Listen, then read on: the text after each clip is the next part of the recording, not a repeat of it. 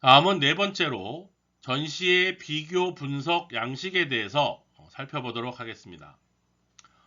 전시회 전문 조사 기관의 CEO는 부적합한 전시회를 참가하는 것보다 참관객이 어떻게 구성되어 있는지를 확인하지 못해서 전시회를 마케팅 수단으로 적절하게 활용하지 못하는 것이 더 큰 문제라고 지적하고 있습니다.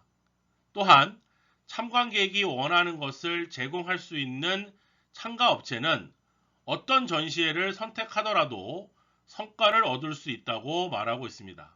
왜냐하면 참관객이 원하는 것을 제공할 수 있는지 여부를 전시회 조사 및 분석 과정에서 충분히 검토하고 판단했기 때문입니다. 다음 양식은 참가를 고려 중인 전시회에 대해서 조사 분석한 결과를 종합하여 기재하는 전시회 비교 분석 양식의 예가 되겠습니다. 항목은 참가업체의 진출 시장과 마케팅 목표 특성에 따라서 얼마든지 가감할 수도 있는 것이 되겠습니다. 우선 전시의 비교 분석 양식에서는 각각 A, B, C 전시회를 예를 들어서 우선 기본 정보로서 전시회 명과 개최 기간, 그 다음에 개최 장소의 국가, 도시, 전시장, 그 다음에 전시 면적에서 총 전시 면적과 순 전시 면적, 그 다음 세 번째 참가업체 현황에서 참가 국가 수와 참가 업체 수, 그 다음에 부수 수, 그 다음 네 번째 참관객 현황에서 참관 국가 수, 총 참관객 수, 그 다음에 순 참관객 수로 양식이 만들어져 있습니다. 이어서 다섯 번째 전시 품목에서 주요 전시 품목, 그 다음에 출품 품목을 하나를 쓸 수도 있고 여러 개를 쓸 수도 있습니다. 그 다음 여섯 번째 참가 비용에서 부수 임차 비용과 총 참가 비용. 그 다음 일곱 번째 잠재 고객 규모 분석에서 목표 참관객 수와 그 다음에 제품 관심도, 그 다음에 잠재 고객 수. 이것은 앞에서 이미 설명을 드렸고요. 마지막으로 잠재 고객 발굴 비용까지 비교 분석 양식을 통해서 계산을 하실 수가 있을 것입니다. 자, 지금부터는 전시의 비교 분석 양식을 작성하는 예시를 통해서 설명을 드리도록 하겠습니다. 일단 그 웨어러블 기기를 제조하는 업체가 미국과 독일과 중국 등에서 개최되는 4개 전시회를 참가를 고려하는 중을 가정하여 전시회 비교 분석 양식을 작성해 보도록 하겠습니다. 1번 전시의 기본 정보부터 5번 전시 품목 작성 방법에 대한 설명은 다양한 경로를 통해서 해당 전시의 개최 정보와 참관객 통계 자료를 입수해서 이를 통해 작성을 하면 됩니다. 예시를 작성하기 위해서 입수된 참관객 통계 관련 전시회를 A, B, C, D로 선정을 했고 전시회마다 참관객의 통계 자료가 수록된 자료명은 다르지만 attend audit나 summary나 post show report, fact and figures, statistics 등의 단어를 포함되어 있는 자료를 찾아보면 쉽게 정보를 얻을 수가 있을 것입니다. 또한 독일 전시회 같은 경우는 독일 전시협회 홈페이지에 검증된 참관객 관련 통계가 게재되어 있으므로 이를 활용하는 방법도 가능합니다. 이를 수집된 정보를 활용해서 첫 번째 전시의 기본 정보와 두 번째 전시 면적, 세 번째 참가업체 현황, 네 번째 참관객 현황, 마지막으로 다섯 번째 전시 품목 등에 대한 정보를 작성하실 수가 있는 것입니다. 네, 보시는 것처럼 1번부터 5번까지 기본 정보, 전시 면적, 참가업체 현황, 그 다음에 참관객 현황, 전시 품목 정보 등을 4가지 전시에 관련해서 기재한 양식을 보실 수가 있습니다. 네, 6번째 참가비용 작성 방법에 대해서 설명드리도록 하겠습니다. 우선 부수 임차 비용을 해당 전시회 홈페이지에서 찾을 수가 없는 경우가 있는데요. 이는 전시회 주최 기관이나 또는 참가업체를 모집 대행하는 국내 에이전트를 통해서 문의하면 확인할 수가 있습니다. 또한 국내 에이전트 정보를 모를 경우에는 과거 참가업체나 국가 간을 구성하는 국내의 업종별 단체, 기관에 문의하는 것도 방법이 될 수가 있겠습니다. 따라서 총 참가 비용으로 부수 임차비, 부수 장치비, 운송비, 판촉비, 출장비, 기타 비용 예비비로 크게 구성을 함으로써 항목별로 금액을 산출하는 조건과 기준을 정하여 각각의 항목의 금액을 산출하여 총합을 기재하면 됩니다. 예시를 작성하기 위한 항목별 금액 산출 조건과 기준은 다음과 같이 정해 보았습니다.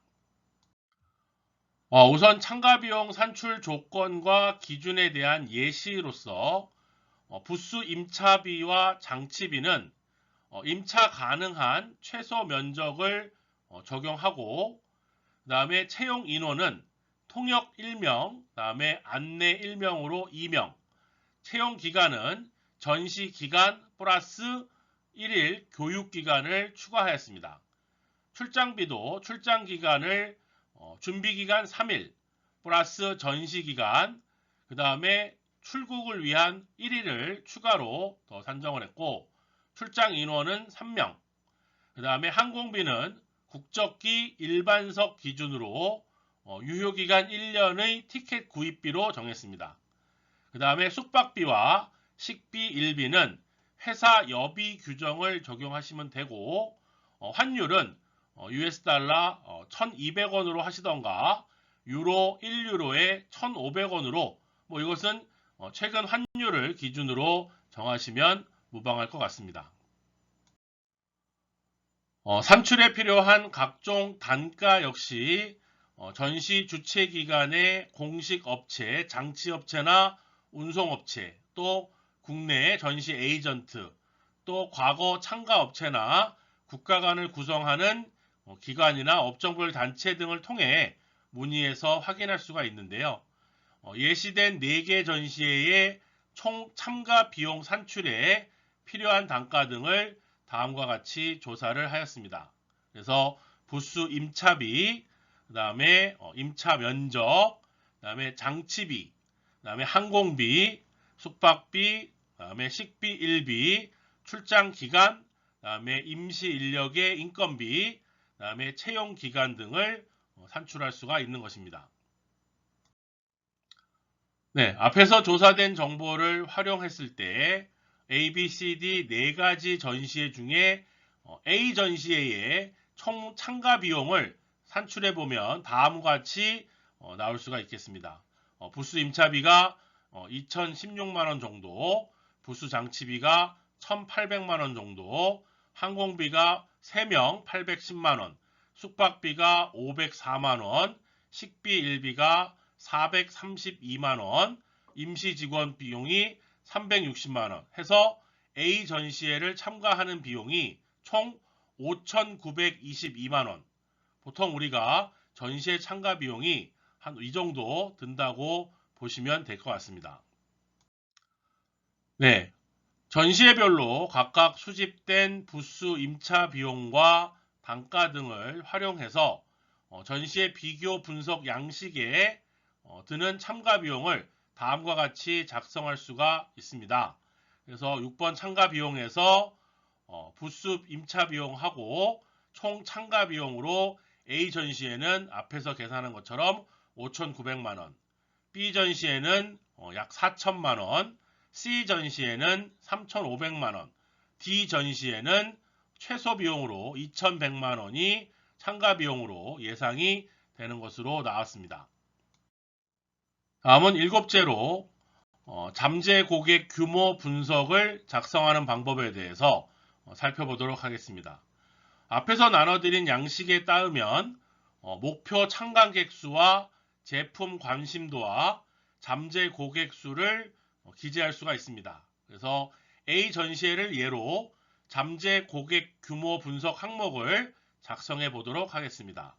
우선 목표 참관객 수를 구하려면 먼저 목표 참관객 비율이 필요한데 아래 자료를 통해 A 전시회의 참관객의 세부 정보를 확인할 수 있는 자료 중에 목표 참관객 비율을 산출할 수 있는 정보를 기재하는 페이지를 살펴볼 수가 있습니다. 이 페이지를 통해서 참관객이 소속한 회사의 업무 영역별 분류와 참관객의 구매 의사 결정력별 분류, 그 다음에 참관객이 소속한 회사의 품목별 분류 통계를 제공하고 있는 것을 살펴볼 수가 있겠습니다. 그래서 제가 여러분들이 그 앞에서 살펴보신 내용으로 이 그 통계 참가업체 통계 자료를 통해서 1번, 2번, 3번, 4번, 5번, 6번의 참가객들에 대한 비율을 숫자를 예시하고 있는 것입니다. 자, 그래서 해설을 해드리면 참관객이 소속한 회사의 업무 영역별 분류에서 구매와 관련된 1번 소매, 리테일과 두 번째 부가가치 딜러, 그 다음에 세 번째 전문 소매, 스페셜리티 리테일, 그다음 네 번째 유통과 참관객의 구매 의사 결정력별 분류에서 다섯 번째 최종 의사 결정권자와 여섯 번째 중대한 영향력의 구성 통계를 활용해서 다음과 같이 목표 참관객 비율을 산출할 수가 있는 것입니다. 그래서 10%, 1%, 2.7% 플러스 8%에서 21.7%에다가 29%와 33.6%를 곱한 62.6을 곱했을 때 목표 참관객 비율은 13.6%가 되겠습니다. 이에 순 참관객 수가 109,507명으로 산출된 목표 참관객 비율의 13.6%를 곱했더니 목표 참관객 수로 14,893명을 계산할 수가 있는 것이 되겠습니다. 다음은 제품 관심도입니다. 참관객이 소속한 회사의 품목별 분류에서 품목별 참관객 수를 활용하여 다음과 같이 산출하는 자료를 만들 수가 있습니다.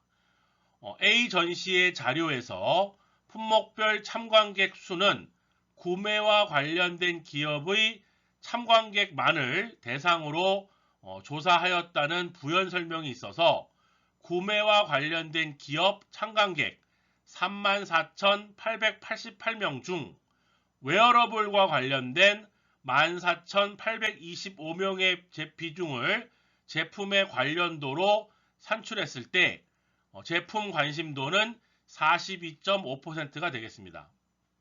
이에 잠재 고객 수를 산출할 수 있는 세 가지 정보를 다 수집하여 순 참관객 109,507명, 목표 참관객 비율 13.6%, 목표 참관객 수 14,876명, 제품 관심도 42.5%를 적용했을 때 A 전시의 잠재 고객 수는 14,893명 곱하기 42.5%를 하면 6,330명이 잠재 고객 수로 나타나게 되는 것이 되겠습니다. 자, 이와 같은 동일한 방법으로 나머지 3개 전시회의 잠재 고객 규모 분석을 했을 때 7번 잠재 고객 규모 분석에서 A 전시회는 잠재 고객 수가 6,330명이고 B 전시회는 1,591명이며 C 전시회는 3,829명, D 전시회는 3,962명으로 우리가 잠재 고객 수의 값을 구할 수가 있는 것입니다. 다음은 8번째로 이러한 잠재 고객을 발굴하는 비용을 작성하는 방법을 살펴보도록 하겠습니다. 잠재 고객 발굴 비용도 A 전시회를 예로 산출해 보면 우선 잠재 고객 수가 6,330명을 총 참가 비용 5,922만 원으로 나눌 때 잠재 고객 1명당 발굴 비용은 9,356원으로 나타날 수가 있습니다.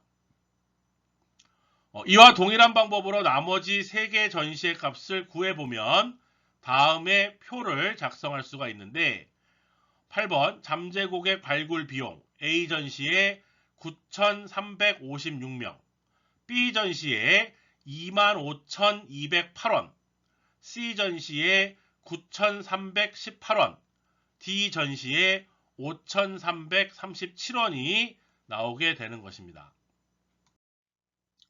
따라서 4개 전시회의 총 참관객 수를 살펴보면 CBAD 전시회 순으로 참관객이 많은 것으로 나타나서 C 전시회가 가장 많은 참관객이 방문하므로 가장 효과가 있을 것으로 보이지만 잠재 고객 수는 A 전시회보다 적어서 효과가 없을 것으로 판단을 하실 수가 있는 것입니다.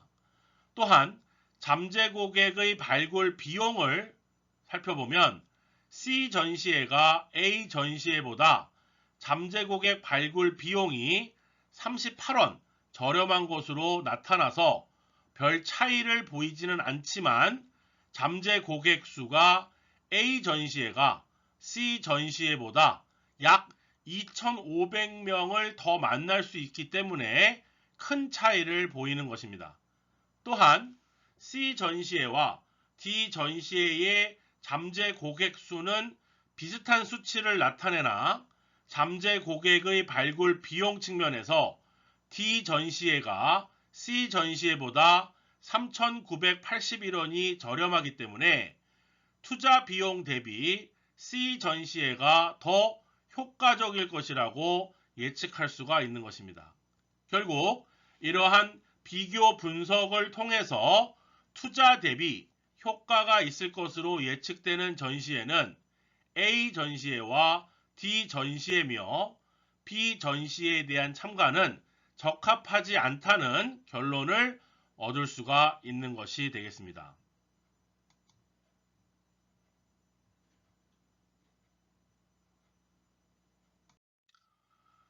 네, 보시는 그 표를 통해서 총 참관객 수로 보면 C 전시회가 제일 참관객 수가 많고 그 다음에 BAD로 되며 잠재 고객 수로 봤을 때는 A 전시회가 6,330명으로 제일 큰 것을 살펴볼 수가 있겠습니다. 또한 잠재 고객 발굴 비용 측면에서는 D 전시회가 5,337원으로 나머지 전시회보다 비용이 훨씬 절약되는 것으로 살펴볼 수가 있습니다. 네, 결과적으로 조사한 전시회 정보 중에 필요한 것을 요약 정리하고 잠재 고객 규모 및 비용을 계산해서 예시와 같이 전시의 비교 분석 양식을 작성해 보면 투자 대비 효과가 있을 것으로 기대되는 전시회인지 아닌지를 객관적으로 비교 분석할 수가 있는 것입니다.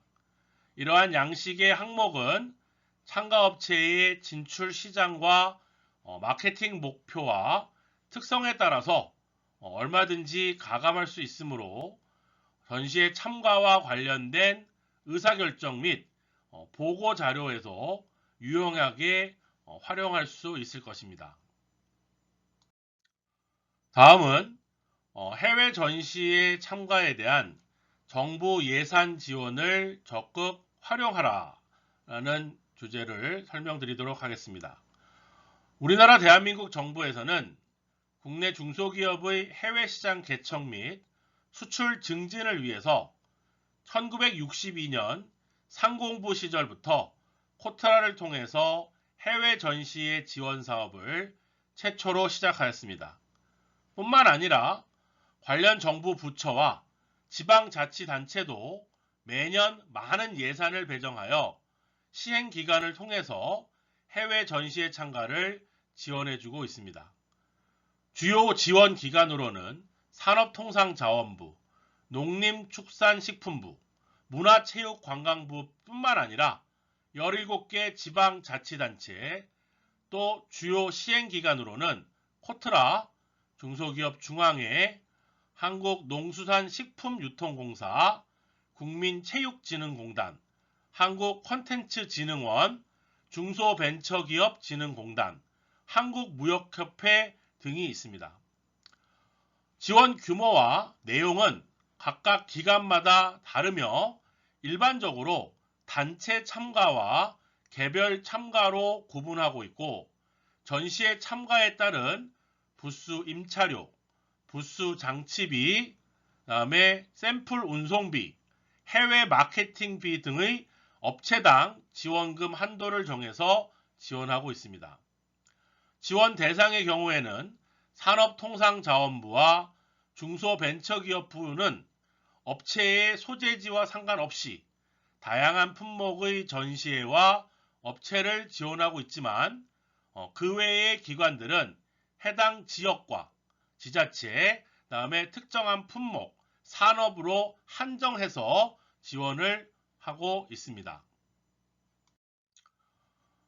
해외 전시회 참가 지원 형태 및 특징에 대해서 살펴보면, 지원 구분에 따라서 단체 참가와 개별 참가로 구분할 수가 있습니다. 일반적으로 단체 참가는 국가 간, 즉 한국 간을 운영하는데, 해외 전시회에 다수의 개별 기업이 관련 기관이 구성되는 국가 간을 통해 참가하는 것으로서 중소기업들에게 간접 지원을 하고 있습니다. 특징으로는 참가 경험이 없는 중소기업에게 유용하고 상대적으로 참가 비용이 절감되는 효과들이 많이 있습니다. 또 각종 행정처리, 그 다음에 해외 마케팅 지원이 가능하며 한국관으로 가기 때문에 국가 브랜드를 활용한 신뢰도를 제고할 수 있는 특징이 있겠습니다.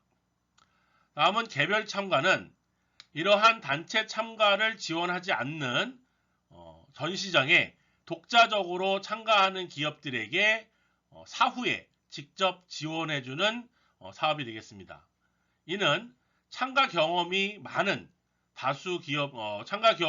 기업에게 유리하고, 또 다양한 해외 전시회를 참가할 수 있는 기회가 제공이 됩니다.